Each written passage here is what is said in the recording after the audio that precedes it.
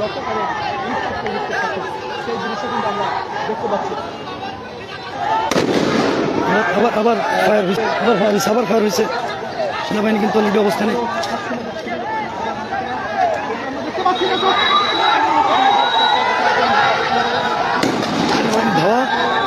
ধাওয়ায় কিন্তু যারা আসলে নিয়ে আসছিল তারা পথ ছেড়ে পালাচ্ছেন।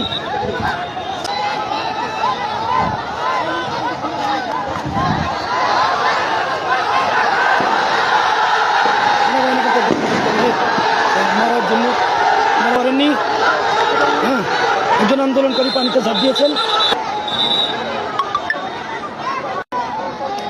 পানি ঝাঁপিয়ে পালিয়ে বাঁচার চেষ্টা করছেন।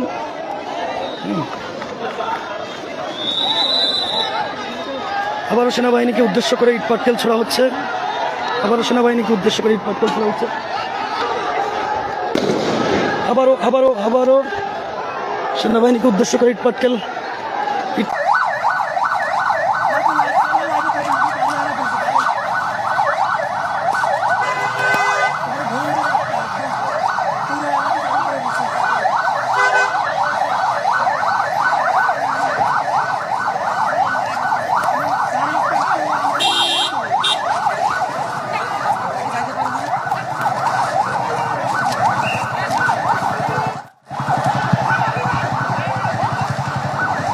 দর্শক, আমরা এখন গোপালগঞ্জে পৌরসভা, সেই পৌরসভার সামনে রয়েছি।